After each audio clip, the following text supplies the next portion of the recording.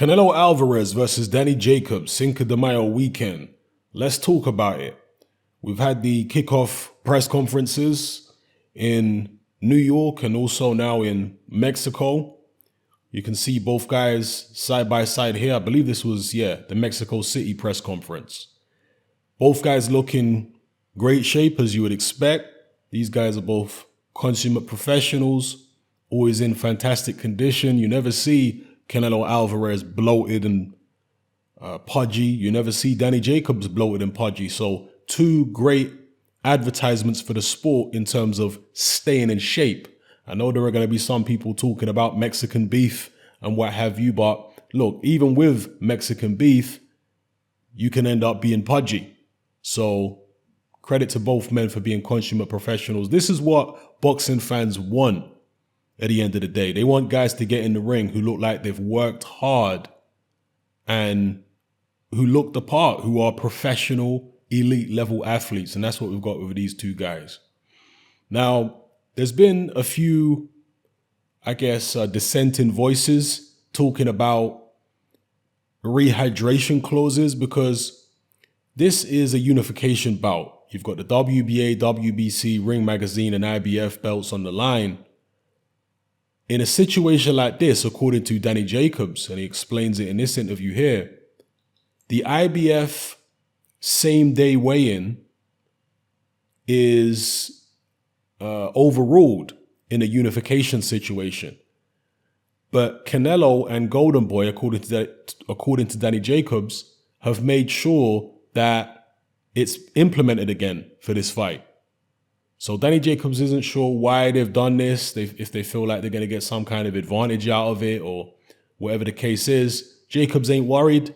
He says that for his last fight against Derevyanchenko, it was for the IBF belt, so he had to make sure that he didn't rehydrate too much the morning of the fight. So he's going to have to cope with it again here. He said the reason that he didn't agree to the IBF rehydration second day weigh-in against Golovkin was simply because he was tired. He didn't want to have to wake up at God knows what time in the morning and, do their check weight. And obviously he didn't want to have to keep his weight down overnight and then in the morning wake up early and so on and so forth. So that's the reason he said he didn't do it for the Golovkin fight. And of course, if he beat Golovkin, nobody would really care about the fact that the IBF wasn't on the line because Golovkin was seen as the man of the division at that time. So that's the whole rehydration controversy, whatever. Danny Jacobs says it's not going to be an issue. He is very much looking forward to the fight, as you can expect. He's been saying some things like here that he can knock Canelo out, that he's going to stop him. He's been saying that he believes Golovkin beat Canelo in both fights. And he's also been saying that he himself beat Golovkin. Now, I personally do think that Danny Jacobs beat Gennady Golovkin. I had him winning that fight. However, I didn't think that Canelo lost to Golovkin both times. I thought the first fight was touch and go. I think a draw was fair, to be honest with you. The second fight, I felt like Canelo won it. I didn't see the issue with the way the second fight was scored. I thought like Canelo actually won it. Again, it was a close fight. It was a competitive fight, but I didn't see, shocking controversy, especially the second time around where people were still saying Golovkin won the fight. And all the people saying Golovkin won the second fight were criticizing Canelo for quote unquote running first time around. But what did Golovkin do in the second fight? He was moving around the ring just like Canelo was in the first fight, and they called Canelo, a runner. So it is what it is. I personally think that Canelo is the most proven middleweight out there right now. And, when I look at the style matchup between Canelo and Jacobs, of course, is the taller guy, the rangier guy, maybe even the physically bigger guy. In fact, he almost certainly is the physically bigger guy. And that's saying something because Canelo is not a small middleweight. All right, we've seen Canelo up in his last fight against Rocky Fielding at 168 pounds. And he looked in shape. He looked ripped at 168 pounds. And we know Canelo weighs way over 170 on fight night. In fact, he's been weighing over 170 on fight night, even when he was back down at 154 or when he was at 155, 156 Canelo weight. They were calling that Canelo weight when Canelo was supposed to be fighting for the middleweight title, but he was having all these weird catch weights, which was absurd, of course, because if there's a title on the line, there shouldn't be any catch weight. That's always been my position on it. Well, there's nothing like this here. We do have a rehydration limit, the IBF's rehydration limit, which stipulates that you can't weigh more than 10 pounds above the weight limit on the morning of the fight. I believe it's 10 pounds. You guys correct me if I'm wrong. It's 10 or 11 pounds, somewhere around there. So obviously they're weighing in at 160. They can't weigh any more than, 170 or 169, whatever the case is. 171. I can't remember exactly what the rehydration limit is, but it's there or thereabouts. So that is implemented. But yeah, from a stylistic point of view, Jacobs the bigger guy, athletic. He is able to switch southpaw. We saw that in the Golovkin fight. He did it pretty effectively. But as athletically gifted as Jacobs is, and I think he's the more fleet-footed of the two. I think he's got a bit quicker feet than Canelo. As athletically gifted as he is, and as skilled as he is, because he is a skilled boxer, I actually think that Canelo is the more skilled boxer. And I think Danny Jacobs can be outboxed. I think he can be frustrated in fights. And we saw it, if I can just bring it up here, we saw it in spots in this fight here against Selecki. I know it was a wide points decision on, well, one of the judges had it wide, 117, 110. The other two judges had it fairly comfortable for Jacobs, but not a massive margin. I actually felt like Selecki did pretty well in that fight. Selecki was giving Jacobs a lot of problems with the jab, the movement, the boxing skills, and he was outboxing Jacobs for spells in that fight. And Jacobs really had to take the fight by the scruff of the neck. He had to take the bull by the horns and try and drag Selecki into a street fight. And this is not the first time that we've seen Jacobs do this kind of thing. I mean, how many times, think about it, how many times have you seen Jacobs go in there and just outbox somebody? He doesn't tend to just do that. He tends to, box in patches, but if he's having issues getting outboxed, he'll stand and fight you. He'll try and, as I say, take the fight by the scruff of the neck. And although I think he was having a lot of success boxing against Golovkin, ultimately late in the fight, he did try and stand with Golovkin, and he was actually doing well. I think we all remember the 2 shots that he landed on Golovkin late in the fight, which spun Golovkin's head around, and Golovkin just stood there rock-jawed. It didn't go anywhere, but they were tremendous punches. And as I say, particularly late in the fight, he was standing more and more with Golovkin and banging it out with him. So that's something that Jacobs will do. I feel like if he does that against Canelo, that's to Canelo's advantage, because I think Canelo is a lot more slick in the pocket than someone like a Golovkin. Canelo can go to the body very well. He's a great combination puncher. He's a great counter puncher, Canelo. His punch quality is excellent. In fact, I would say Canelo's punch quality is better than Danny Jacobs' punch quality. Danny Jacobs throws nice punches, but Canelo is just, every shot he throws seems to be well placed. He turns his punches over properly. He's hitting with the knuckle part of the glove. He's just a very clean, precise, correct puncher. And he can do that at the drop of a dime. He can slip a shot when you're coming in at him and come back with an uppercut, a body shot at the drop of a dime. So Danny Jacobs is going to have to be careful in terms of how he chooses to attack Canelo Alvarez. I don't think, I might be wrong here, but I don't think Danny Jacobs can just outbox Canelo and get a decision. I don't think I think it's going to be very difficult for him to even have a lot of success against Canelo boxing. Maybe I'm completely wrong here, but I just feel like Canelo's boxing skills, I don't want to say they're underrated because most people know about Canelo's boxing skills, but I just wonder whether Danny Jacobs might be underestimating Canelo's boxing skills because he is a very, very good boxer.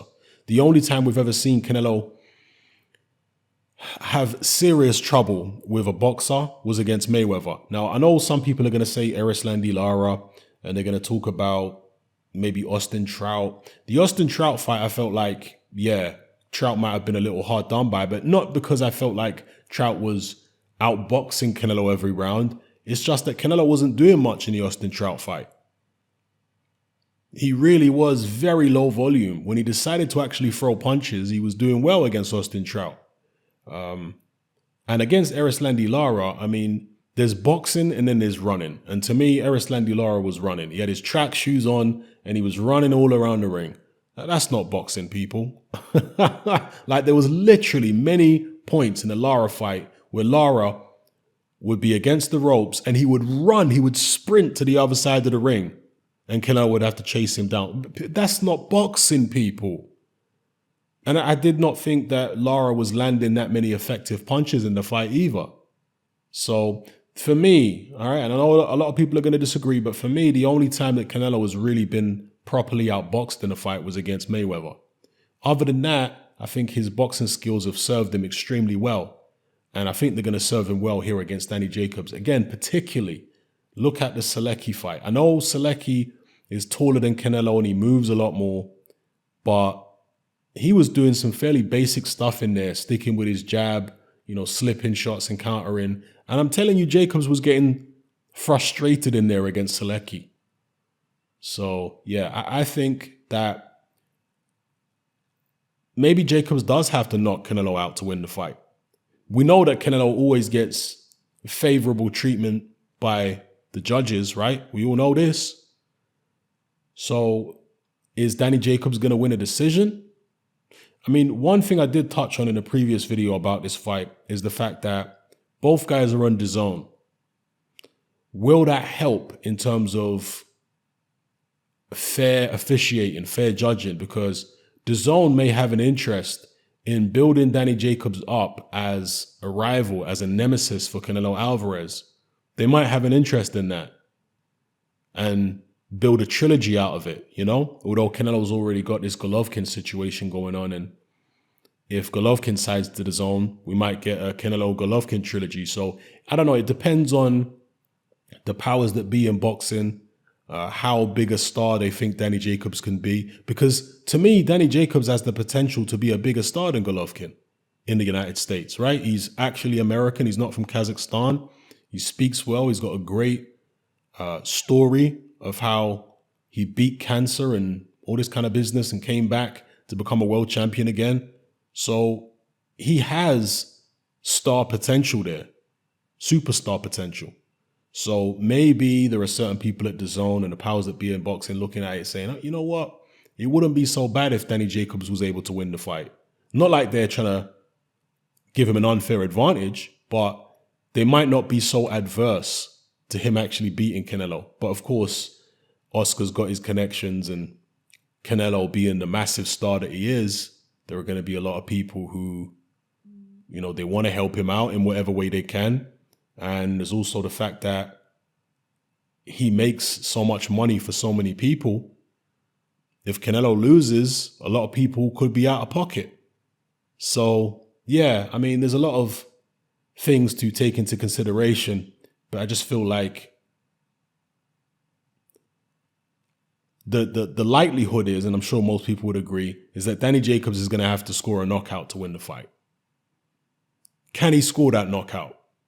We've never seen Canelo hurt other than against Miguel Cotto's brother, right? Jose Miguel Cotto, I believe he's called. So that's the only time we've seen Canelo hurt. Some would say that he was hurt in the Mayweather fight. I don't think he was. I think he was overwhelmed. I think he was embarrassed, but I don't think he was hurt in the Mayweather fight. So we've never seen the guy hurt, and he wasn't hurt by Golovkin. So can Danny Jacobs hurt Canelo? You see, it's not just the fact that Canelo takes a good shot. It's that he's also good at riding punches. That's a skill that Canelo's been developing for years now. Knowing how to turn with the punch, to take the sting off it. He's very, very good at that. And the way Danny Jacobs throws his punches, his power shots, he tends to wind them up a little bit. It tends to be a little bit of a loop on Danny Jacobs' power shots. And when they land great. I mean, we saw them landing against Golovkin late in the fight, and they were tremendously explosive. But can you see him landing shots like that against Canelo? Golovkin doesn't really have Canelo's head movement. He doesn't have Canelo's slickness. And Golovkin's also a guy where when you attack him, he doesn't do anything. He just waits for you to finish attacking. Generally, I mean, occasionally he'll punch with you, but generally Golovkin, if you're attacking him and you're launching a sustained attack, he'll just stand there with his hands up, take the punches, wait for you to finish, and then he'll launch a counter attack of his own. But with Canelo, he's a lot more proactive when he's being attacked. Yeah, you attack Canelo, he's going to slip the first shot, roll, come back with hooks to the body. Do you understand that there's always an immediate retaliation from Canelo, usually anyway, an immediate retaliation when you attack him. So, yeah, and I think he's a lot slicker and moves his head a lot better than Golovkin on the inside. So I can't see Danny Jacobs landing them kind of punches to be able to take Canelo out. Anyway, long story short, it is a great fight. I'm looking forward to it. Perhaps I'm underestimating Danny Jacobs, and I rate Danny Jacobs highly. I think he's an excellent middleweight. I feel like he beat Golovkin, but I'm fairly confident that Canelo's going to win the fight. Now, it could be controversial, but I'm going to stick my neck out and say it may actually not be controversial, or let me not say that. Let me just say that I think Canelo's going to win, and it's not going to be the most horrible decision you've ever seen. That's what I'll say.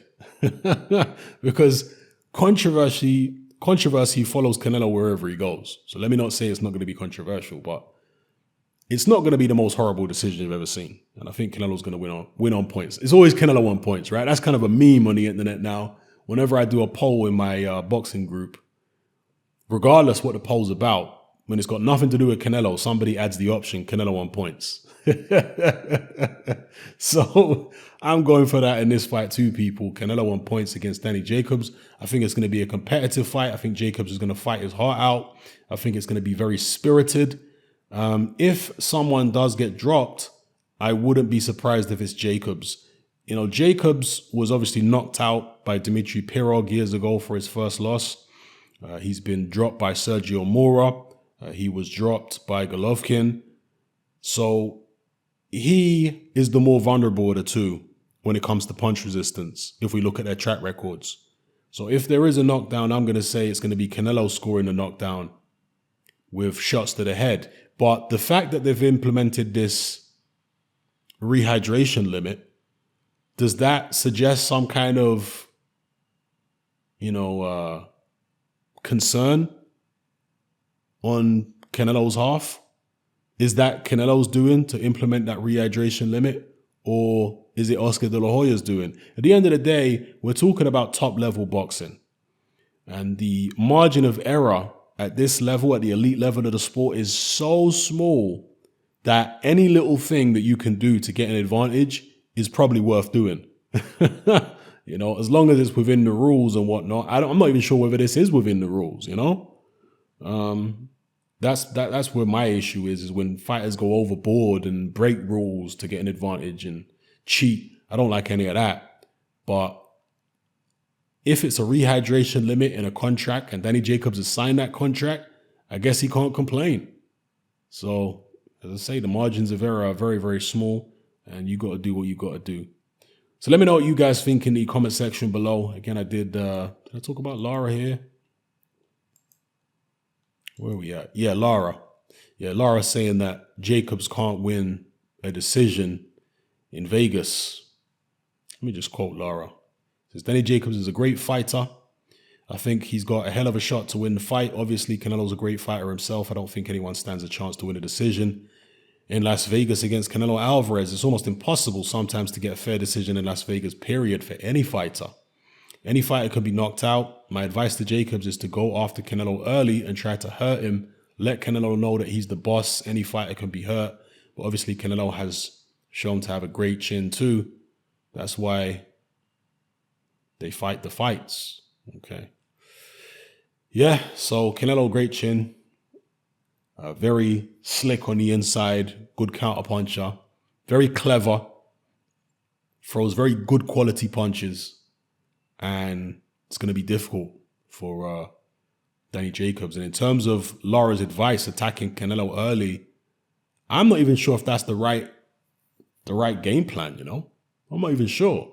I think Jacobs might want to be very negative maybe for the first couple rounds. I know if you go into the fight with a mindset of, I can't win this fight on the judges' scorecards, then you're trying to formulate a way to either knock Canelo out or beat him up so badly that they can't take the fight from you, drop him multiple times, etc. What would be the best way to go about that?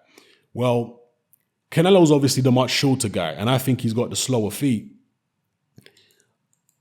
So maybe Danny Jacobs should get up on his toes for the first couple rounds, move around, do a lot of showboating, and just make it obvious that Canelo can't get close to him and can't get near him. Emphasize that advantage that he has in foot speed and height and reach. Clown Canelo a little bit for the first couple rounds. Then after that, he can go in spurts. I don't think he should stay in the pocket with Canelo. I think he should mess him around, clinch when he has to. Don't excessively clinch, obviously, that's illegal. But clinch when he has to up close to shut down Canelo's offense, because Canelo is the guy with the shorter arms. And pick spots, and also, when they're on the inside, use his size and push Canelo back to the ropes. Just mess Canelo around. Everything that Canelo wants to do, Jacobs should do the opposite. If you go and jump on Canelo early in a fight and attack him, Canelo likes that. We've seen that dozens of times. He loves when you attack him. That's how he functions best. So do the opposite of what he wants. I would say move around early in the fight, make Canelo run, chase you around the ring, mess him around, grab him when you get up close to prevent him getting shots off. Then when you come out of the clinches, when the referee breaks you, come out of the clinch, referee says break, leap back in with a couple punches and then leap out again. Do you understand? Just mess him around, obviously by throwing good shots, but mess him around. Then late in the fight, I think that's when Danny Jacobs should try and sit down on the shots more and attack Canelo. Okay, so the first couple rounds, just move around, be showboating, clowning him. Then after into the third and fourth, start raiding tactics. Yeah, clinching on the inside, raiding tactics from the outside. So moving around and jumping in with big shots when Canelo's not expecting it. And then when you get into the second half of the fight where Canelo was maybe not so much in the last fight against Golovkin, but historically Canelo was kind of faded late in fights. That's when I think Jacob should try and go for the KO. When you've got the man thoroughly frustrated, then go in there and try and take his head off. Maybe starting from around the eighth round, seventh, eighth round, second half of the fight, you can start going for the KO. So anyway, those are my thoughts on Danny Jacobs, Canelo Alvarez Jacobs, whatever way you want to put it, for the unified middleweight title. They've been calling it undisputed. Of course, it's not undisputed. There's the WBO belt out there being held by Demetrius Andrade. So they got to see him for the undisputed these days. But nonetheless, great fight. Can't wait for it. Cinco de Mayo weekend. Let me know what you guys think in the comment section below. Who have you got winning? How do you see this playing out from a tactical point of view? What do you think Danny Jacobs has to do? What do you think Canelo Alvarez has to do? What kind of fight do you think both men are going to fight? I mean, who's going to be defensive? Who's going to be offensive? Who has the better boxing skills? Do you agree with me that it's Canelo? Maybe you think it's Danny Jacobs. Maybe you think Danny Jacobs' height and reach and athleticism can overcome Canelo's superior boxing skills. Maybe Jacobs is going to be so far out of distance that Canelo won't be able to play chess with him. That it will just be an athletic endeavor where the guy's got longer arms than you, so it don't matter what skills you have. He's got longer arms and quicker feet, so he's jabbing you and moving and you can't catch him. Let me know what you guys think in the comment section below. It's happening, I'm out. Join me on Patreon. I upload a minimum of 2 podcasts every single week, covering a wide variety of controversial topics, as well as live stream Q&A sessions. Take a look on screen right now at some of the podcasts I've produced so far. For just $3 a month, the equivalent of about £2 a month, you get access to all my new podcasts and my entire back catalogue of past podcasts, including my popular Confessions of a Nightclub Bouncer series. You can listen on your computer or on your smartphone or tablet by downloading the Patreon app from the Google Play Store or the App Store for free. The Patreon app also allows you to download each podcast in MP3. For less than the price of a cup of coffee, you get access to dozens of hours of exclusive content. It's easy to sign up, there's no contract, and you can cancel at any time. So come and join our community of free and critical thinkers by signing up with me here on Patreon today.